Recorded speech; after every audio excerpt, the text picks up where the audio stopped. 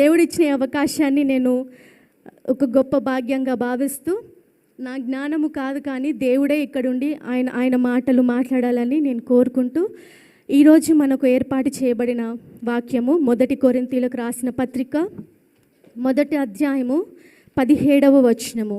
1 కొరింథీయులకు రాసిన పత్రిక 1వ అధ్యాయము 17వ వచనము ఏమంటదంటే, బాప్తిసం ఇచ్చుటకు క్రీస్తు నన్ను పంపలేదు కానీ క్రీస్తు యొక్క సిలువ వ్యర్థము కాకుండానట్లు వాక్చాతుర్యము లేకుండా సువార్త ప్రకటించుటకే ఆయన నన్ను పంపెను. ఒక మాట కళ్ళు మూసుకొని ప్రార్థనలు ఏకీభవిద్దామండి.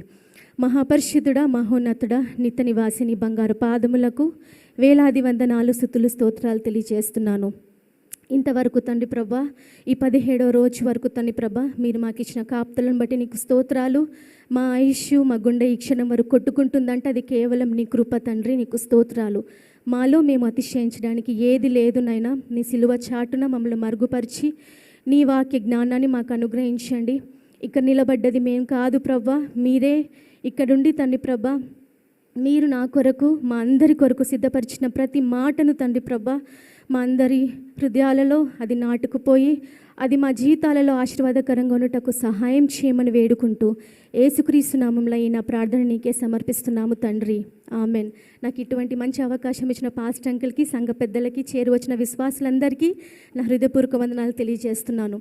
ఈ 1 కొరింథీయులకు రాసిన పత్రిక 1వ అధ్యాయం 17వ వచనము. ఈ యొక్క పత్రిక పౌలు కొరింథీయులకు రాస్తూ ఉన్నాడు, కొరింథీ సంఘానికి రాస్తూ ఉన్నాడు. వాస్తవానికి ఒక 5 నిమిషాలు ఎందుకు ఈ మాటలు పౌలు కొరింథీ సంఘానికి రాస్తున్నాడంటే, ఈ కొరింథీ అనే సంఘము, ఈ పేరు ఎక్కడి నుంచి వచ్చింది అంటే ఇదొక గ్రీక్ వర్డ్. కొరింథియా జమాయ్ అనే ఒక పదము, దాని అర్థం ఏంటంటే బిహేవ్ లైక్ అ కొరింథియన్. అంటే నువ్వు ఒక కొరింథీ లాగానే నువ్వు జీవించాలి. వాస్తవానికి ఫ్యామన్ ఇండియన్, నేను ఒక ఇండియన్ అంటే నేను ఇండియా యొక్క కట్టుబాట్లను నేను ఫాలో అవ్వాలి, ఇండియా యొక్క కల్చర్ని నేను ఫాలో అవ్వాలి. వెస్టర్న్ కల్చర్ని తీసుకొచ్చి ఇక్కడ ఫాలో అయితే అది కుదరదు. ఇక్కడ ఏ నియమాలు పాటిస్తారో, ఇక్కడ ఏ రాజ్యాంగం అయితే ఉన్నదో అదే నేను పాటించాలి. సో కొరింథీ సంఘంలో ఎలా ఉండేదంటే బిహేవ్ లైక్ అ కొరింథియన్. అంటే నేను కొరింథీలో ఉన్నాను కాబట్టి నేను కొరింథీ పట్టణం వాళ్ళు ఎలా ప్రవర్తిస్తారో నేను అలా ప్రవర్తించాలి. వాస్తవానికి కొరింథీ పట్టణము గ్రీకు నాగరికతలో, ఈ యొక్క గ్రీస్ దేశం అంటే చాలా పెద్ద దేశం కదా, అందులో ఇదొక చాలా ప్రాముఖ్యమైన పట్టణంగా మనం చూడొచ్చు. ఇదేంటంటే అతి శక్తివంతమైన ప్రదేశము, రెండవది అతి ధనికమైన ప్రదేశము. ఇంకొకటి ఇక్కడ ఏంటంటే it is very rich in culture and heritage. అక్కడ చాలా ధనం ఉండేది, చాలా క్రయ విక్రయాలు జరిగేదన్నమాట. ఈ కొరింథీ పట్టణము ఇంకెంత ఫేమస్ అంటే, ఇప్పుడు మనం చూస్తున్న ఒలింపిక్ గేమ్స్లో కూడా ఈ కొరింథీ పట్టణం పార్టిసిపేట్ చేసినట్టు హిస్టరీలో మనం చూడగలుగుతాము. అయితే ఈ పట్టణంలో కొన్ని లొసుగులు ఉంటాయి. ఎంత రిచ్ సిటీ అయినా, ఏదైనా ఒక చిన్న లొసుగులు ఏంటిదంటే ఇక్కడ ఎక్కువ విగ్రహారాధన జరిగే స్థలం అన్నమాట. ఎక్కువ ఫిలాసఫర్స్ అంటే మహా మేధస్సు కలిగిన వారు, మహా జ్ఞానులు ఇక్కడ ఉండేవాళ్ళు. ఏంటంటే వాళ్ళతోని మనం వాదించలేము, వాళ్ళంతా వితంతవాదువులు అనమాట. నీవేదన్నా ఒక మాట చెప్తే వాళ్ళు తిరిగి దానికి ఒక కౌంటర్ వేసేవాళ్ళు అనమాట. అలాంటి ప్రజల మధ్యలో పౌలు భక్తుడు ఈ కొరింథీలకు ఈ మాట సెలవిస్తున్నాడు. మానవ జ్ఞానము, క్రయ విక్రయాలు, రెండోది ఏంటిదంటే ఇక్కడ చాలా విగ్రహారాధన జరిగేదని చెప్తున్నాను కదా. ఇందులో ఫేమస్ టెంపుల్ ఏంటంటే టెంపుల్ ఆఫ్ ఏఫ్రోడైట్. అంటే ఆ ఏఫ్రోడైట్ అనే ఆ టెంపుల్లో మరి ముఖ్యంగా ప్రేమ దేవత అన్నమాట. సో ఈ ప్రేమ దేవత అంటే వాస్తవానికి ఒక క్రిస్టియన్ కల్చర్లో ప్రేమను చూసుకుంటే దేవుని ప్రేమను మనం జ్ఞాపకం చేసుకోగలుగుతాము. కానీ అక్కడ జరిగేదంతా మోసము, అక్కడ జరిగేదంతా వ్యర్థమే. కాబట్టి వాళ్ళ యొక్క కొరింథీ పట్టణంలో జరిగే ఆ యొక్క క్రయ విక్రయాలతో కూడుకున్న ఆ యొక్క పట్టణంలో ప్రేమ దేవత అనేసరికి వ్యభిచారము, త్రాగుడు, జూదము, మత్తు పానీయాలు ఇవన్నీ బాగా జరిగే స్థలం అన్నమాట. అయితే ఈ స్థలంలోకి పౌలు రెండవసారి మిషనరీగా రెండవసారి ఈ కొరింథీ పట్టణానికి వెళ్తాడు. వెళ్ళిన సమయంలో అక్కడ జరిగే పరిస్థితులని చూసి మనసులో చాలా నొచ్చుకొని అక్కడ 18 నెలలు ఉంటాడు. అంటే ఆల్మోస్ట్ 1.5 year అక్కడ ఉండి టెంట్ అంటే గుడారాలు వేసుకొని అక్కడ ఉన్న కొన్ని సంఘాలు, బలహీనమైన సంఘాలు, నామకార్థంగా ఉన్న కొన్ని సంఘాలకు ఆయన సువార్త ప్రకటించడం మొదలుపెట్టాడు. అయితే అక్కడున్న సంఘాలలో ముఖ్యంగా 4 విషయాలు ఈయన గమనిస్తాడు. ఏంటంటే సంఘంలో విభజన మొదలైందనమాట. అంటే సంఘంలో డివిజన్స్, నేను గొప్ప అంటే నేను గొప్ప, ఇట్లాంటి డివిజన్స్ ఆ కాలంలో పౌలు భక్తుడు చూస్తూ వచ్చాడు.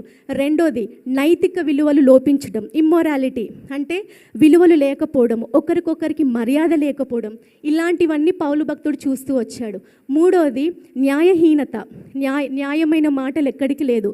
ఎట్లా అంటే ఒకటే సంఘంలో ఉంటారు, ఒకరి మీద ఒకరు కేసులు పెట్టుకోవడము, ఇంకొకరి మీద ఇంకొకరు కేసులు పెట్టుకోవడము, లేదంటే సంఘం ఒకవేళ ఐక్యతతో ఉంటే మరొక సంఘం మీద కేసులు పెట్టడం అంట.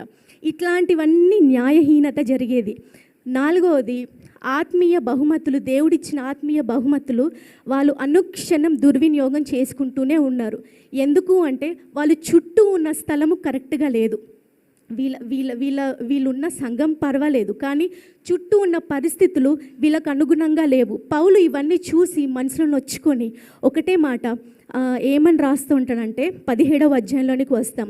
బాప్తీసముచ్చుటకు క్రీస్తు నన్ను పంపలేదు. కానీ అంటే ఇక్కడ బాప్తీసం అనేది మెయిన్ ఇంపార్టెంట్ కాదు, క్రీస్తు నన్ను సువార్త ప్రకటించడానికి నన్ను పంపించాడు. The main message is not baptism. అంటే రక్షణ అనేది పర్సనల్, అది ఒక ఫ్యామిలీగా కలిసి కూర్చొని తీసుకునేది కాదు. So salvation is personal.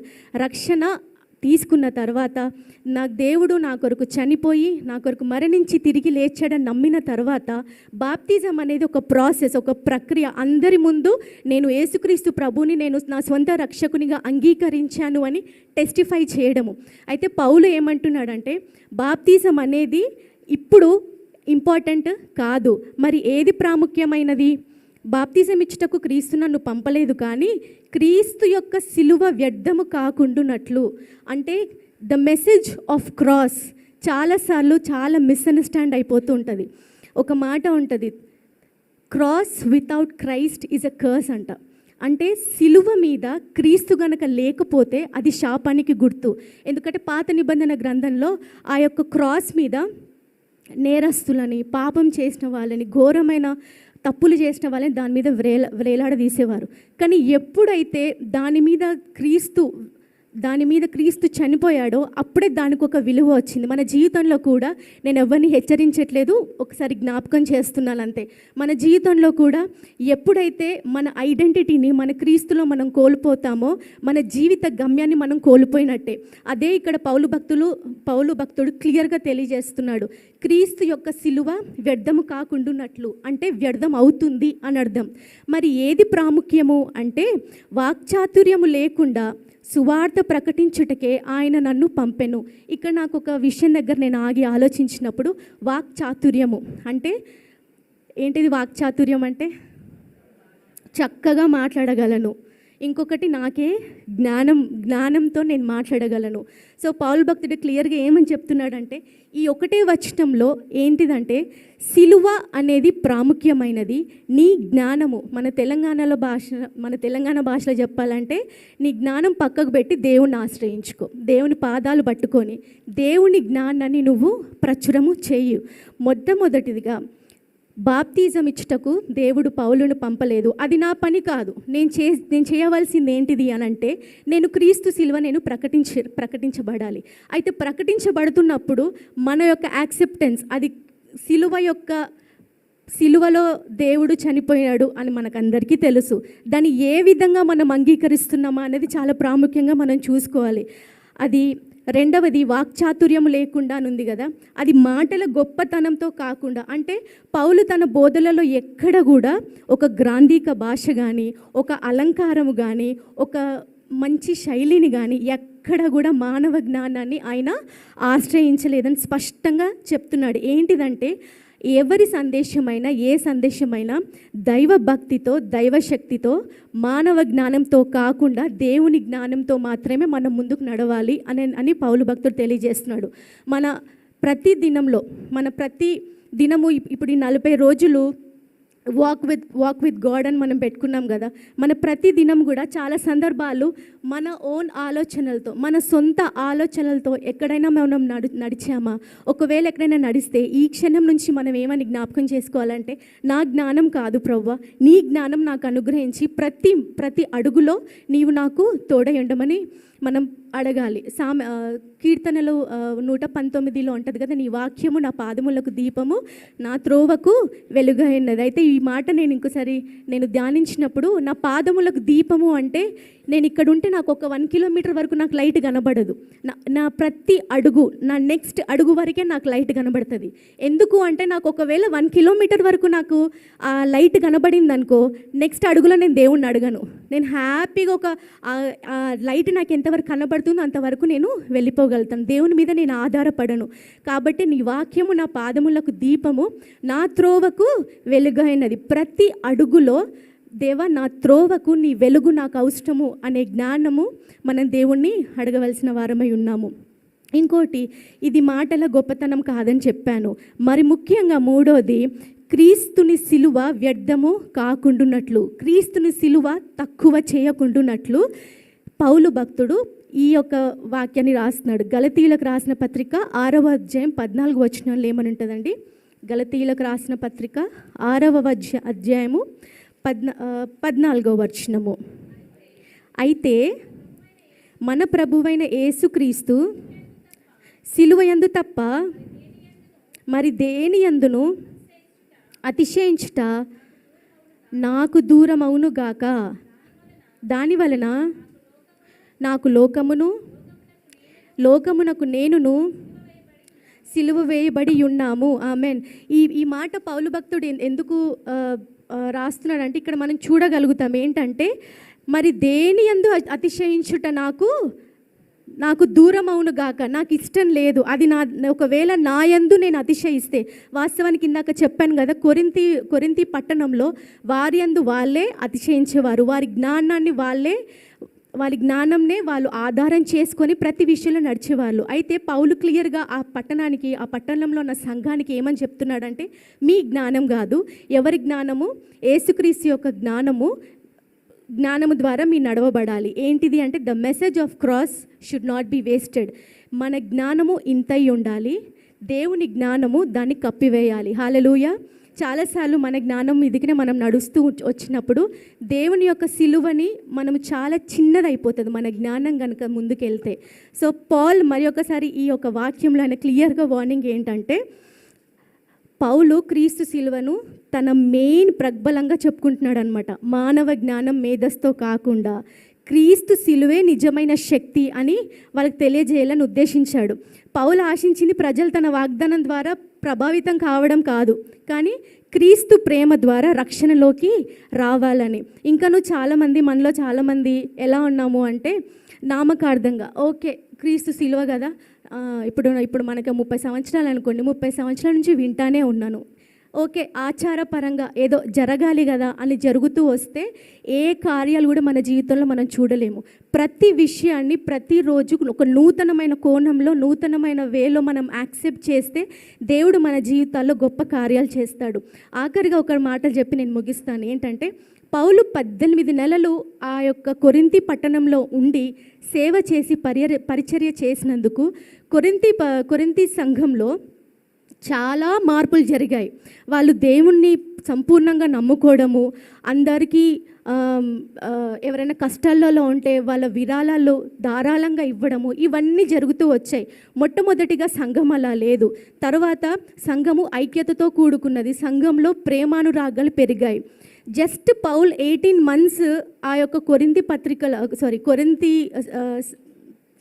సంఘానికి ఆ యొక్క పట్టణంలో ఉండి he could make an impact in 1.5 years.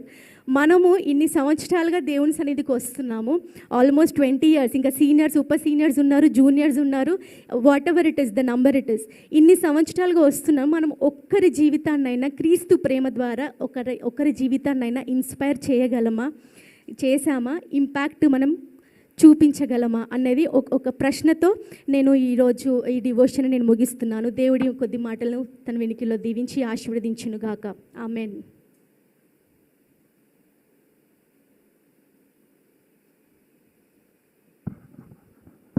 ఇంతవరకు డివోషన్ అందించిన సహోదరికి దేవుడు తన దీవెనలు కుమ్మరించునుగాక. ఈ సమయం అంతటిని పాస్టర్ గారికి అప్పచెప్తుంటున్నాను.